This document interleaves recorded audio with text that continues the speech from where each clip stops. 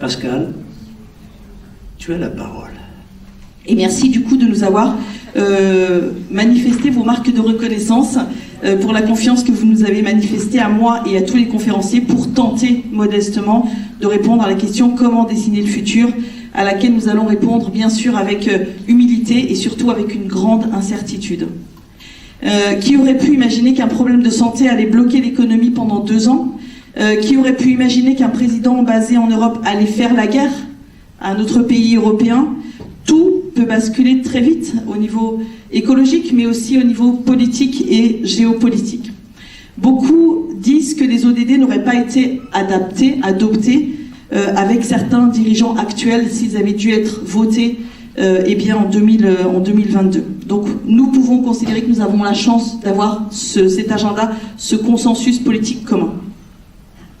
Malgré les difficultés et les crises qui s'empilent, il ne faut jamais oublier qu'en Suisse et en France, nous sommes des privilégiés et que notre système nous a gâtés. Il nous a permis de nous former, de travailler à des postes stimulants pour beaucoup d'entre nous. Il nous a fait voyager, il nous a remplis de rêves. Pour nous tous, ici à cette table et dans la salle. Néanmoins, nous sommes à un point de basculement.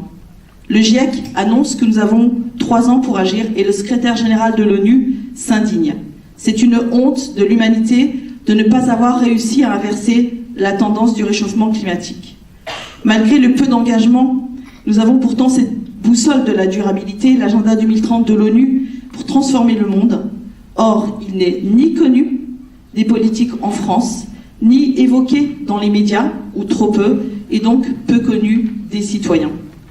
Vu l'urgence, chacun devrait avoir son propre agenda 2030, sa propre feuille de route pour agir de manière durable et intégrée, et pas uniquement 1 ou 2 actions ici ou là.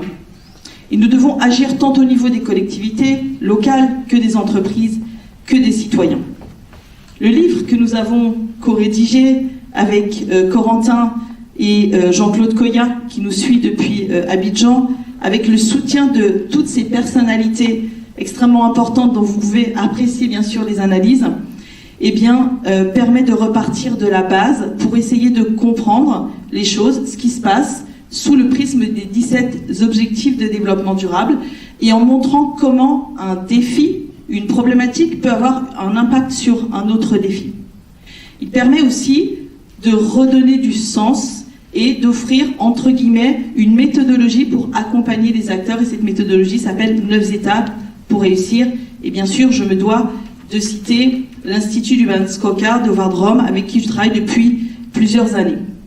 Ce livre, en fait, c'est un croisement entre des compétences professionnelles en planification stratégique et des notions de durabilité, bien sûr, acquises dans le cadre de l'AIODD. Je salue au passage, bien sûr, l'ensemble des membres de l'Alliance. Comme l'évoque très justement Patrick Vivray, nous devons opérer des métamorphoses, mais ces métamorphoses, nous devons aussi les opérer avec envie et optimisme, et pas uniquement sous l'angle de la peur et de la contrainte. Donc il est absolument essentiel de pouvoir brosser effectivement le tableau des réalités et des perspectives pour comprendre, pour créer l'urgence. Mais dans le même temps, nous devons après trouver les approches structurantes, fédératrices, qui permettent de pouvoir engager un plus grand nombre. Et sans cela, nous n'aurons pas la chance en fait de réussir collectivement. Ce livre, je l'ai écrit, la présentation. Je l'ai écrit aussi avec ce regard. C'est une sorte d'appel à l'action. C'est une sorte de guide de la durabilité. Et comme dirait une journaliste, Leslie Hogan de Open Mind, elle dit qu'effectivement, il permet de comprendre et ensuite de se dire, ben oui, finalement, il peut donner de l'espoir parce qu'on sait mieux comment s'y prendre pour pouvoir entrer dans l'action. Mais encore faut-il qu'on ait cette capacité collective à le faire, parce qu'aujourd'hui, on ne l'a pas. Hein. Donc à un moment donné, il faudra qu'on puisse se prendre aussi en main collectivement et commencer à avancer. On ne peut plus attendre uniquement, bien sûr, sur l'engagement des élus. On doit vraiment opérer ces transformations dès à présent. Diapositive. Voilà, donc du coup, une des questions aussi qu'on peut se poser, c'est ok, mais quels objectifs pour atteindre la vision? Donc, chers conférenciers, voilà, il se passe des choses derrière. Voilà, on peut se dire, mais qu'est-ce qu'on veut finalement pour demain? Voilà, donc je vous laisse juste une petite série d'objectifs qu'on pourrait effectivement avoir envie d'atteindre, améliorer la qualité de vie ici et là-bas, une feuille de route qui soit personnalisée pour aider les gens à sortir de cette fameuse spirale de la responsabilité, de la pauvreté, pardon. Améliorer l'accès aux droits et à un logement digne et accessible. Donner le sentiment de se sentir bien dans sa ville, même lorsque l'on est déraciné. Améliorer l'accès aux soins, au bien-être et contribuer à l'épanouissement personnel.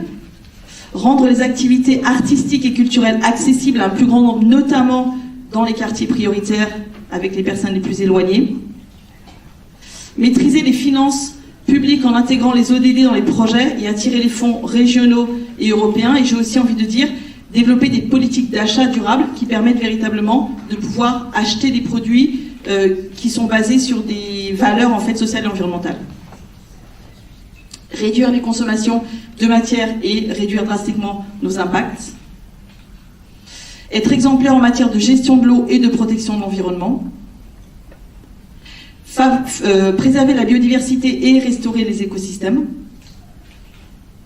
Préserver et gérer la rareté des ressources précieuses. Enfin voilà, il peut y avoir plusieurs objectifs, on peut aller aussi un peu plus vite, améliorer la fluidité, le trafic, renforcer en fait les infrastructures tout en créant du beau dans les quartiers, renforcer le sentiment de sécurité et de rareté, bien sûr anticiper les catastrophes naturelles et préparer les migrations, tant au niveau bien sûr économique mais culturel également, renforcer le soutien mutuel et l'altruisme avec bien sûr cette notion d'efficacité des dons et du partage.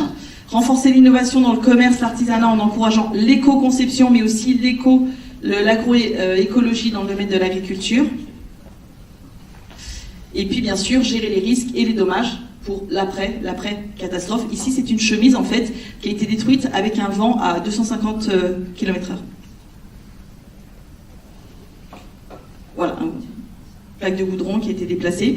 Faire revenir la nature en ville et respecter le vivant. Et puis, ce qu'il faut aussi prendre en compte, bien sûr, c'est le facteur humain. Et ça, c'est un des éléments prédominants, en fait, dans la conduite du changement. C'est comment on peut changer le comportement, les attitudes, renforcer les compétences et les capacités.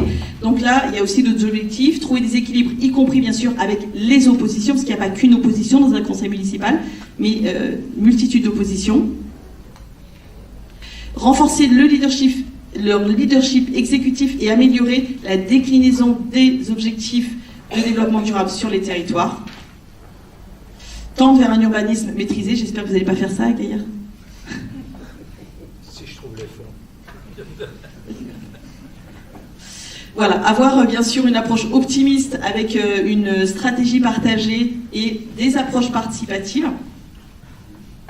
Améliorer aussi, bien sûr, la coordination entre les élus et agents, et je sais que c'est pas comme ça à Gaillard, parce que parfois, les relations sont un peu tendues, c'est un peu bancal.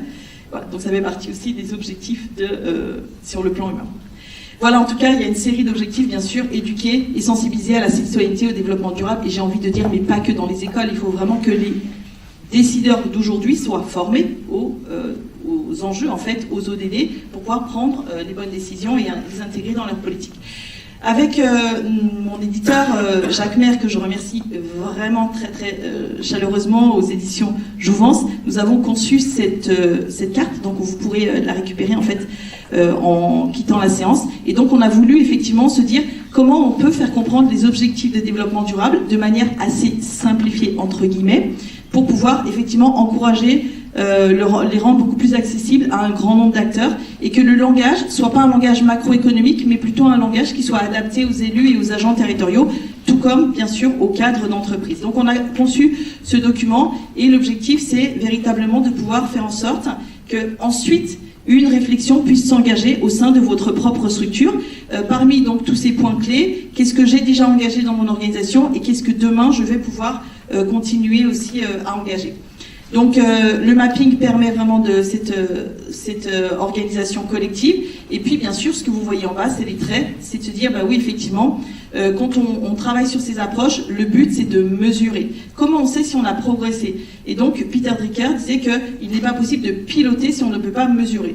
Donc il y a des collectivités, il y a des pays comme la Bolivie par exemple, qui ont eh bien, mis en place des systèmes qui permettent d'évaluer, c'est la diapositive du milieu, eh bien, quel est le niveau de performance de chacune des villes sur son propre territoire. Donc là, vous voyez juste les plus performantes, mais le trait est vraiment réduit par 2 pour les villes qui sont tout en bas de la liste. Hein. Donc c'est quelque chose aussi qui permet à la fois de se comparer à d'autres territoires et de voir comment les choses évoluent. La France, par exemple, est 8e du classement mondial dans la mise en œuvre des ODD, et ce qui est pas trop mal, bien sûr, c'est notamment au regard de sa politique sociale, et elle est, sachant qu'elle a quand même perdu 4 places dans le classement, elle était 4e mondiale il y a 2 ans.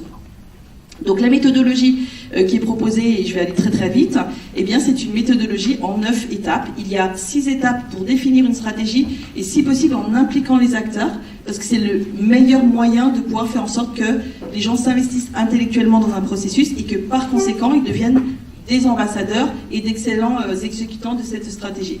Donc la méthode du BSC, eh bien, en 9 étapes, permet d'abord de faire un diagnostic, ensuite de définir une vision, quelle est la vision pour mon territoire, quelle est la vision pour mon entreprise, de définir ensuite des objectifs, ce qu'on a vu avec les images, on peut considérer que ça s'appelle des objectifs, pour ensuite réaliser une feuille de route, quelle est ma feuille de route sur mon territoire, identifier des indicateurs qui soient bien sûr rattachés aux objectifs de développement durable, pour ensuite déboucher sur un plan d'action pluriannuel. Et ensuite, on va s'intéresser à l'exécution, et c'est vraiment souvent là que ça pêche, c'est-à-dire comment on va intégrer cette stratégie dans les systèmes d'information, et ensuite comment on va décliner cette stratégie. Parce que souvent quand il y a un plan, une stratégie, c'est quelque chose qui va rester bien au chaud dans le bureau du directeur, et qui va pas forcément être décliné au niveau des départements, des équipes, et bien sûr des individus. Et c'est ça vraiment tout l'objectif de la méthodologie, c'est cette cascade, en fait, c'est descendre en cascade jusqu'au premier niveau, pour ensuite faire en sorte qu'on puisse avoir une évaluation qui soit faite de manière dynamique et continue, dans la perspective aussi de valoriser les progrès et de communiquer sur les belles réalisations. Donc il y a une approche qui se veut aussi positive. Voilà, donc en gros, une vision pour une collectivité, ça peut être reconnu comme une ville verte décarbonée, sûre et attractive, avec un urbanisme maîtrisé, des initiatives inclusives et des projets co-construits avec les habitants. Et on a la même chose pour les entreprises, avec des politiques, des produits éco-conçus, des politiques de diversité et des projets co-construits en interne. Voilà à quoi peut ressembler une feuille de route. C'est nos objectifs, et on voit comment ces objectifs sont en phase, en phase avec les ODD. Donc c'est une politique générale classique en phase avec les ODD. Et puis, donc du coup, sur cette base-là, on va ensuite identifier des indicateurs. Et c'est quelque chose qui normalement devrait être précieux pour les collectivités, parce que ça permet de donner une vue d'ensemble. Regardez ce que fait ma collectivité. Quand on a des réunions publiques, on passe peut-être 80% du temps à parler des problèmes de circulation. C'est à peu près ça, Maurice ? Voilà, donc du coup, peut-être qu'on peut aussi changer de paradigme par rapport à ces discussions, et de se dire qu'est-ce qu'on a envie pour demain, pour notre ville de demain, et pas uniquement parler de certaines actions pour lesquelles, dans tous les cas, on sait qu'on est presque dans une voie sans issue. Donc, on va terminer, et là, vous avez votre feuille de route globale. Qu'est-ce que veut faire ma ville pour pouvoir atteindre le cap de la durabilité ? Je vous remercie pour votre très précieuse attention.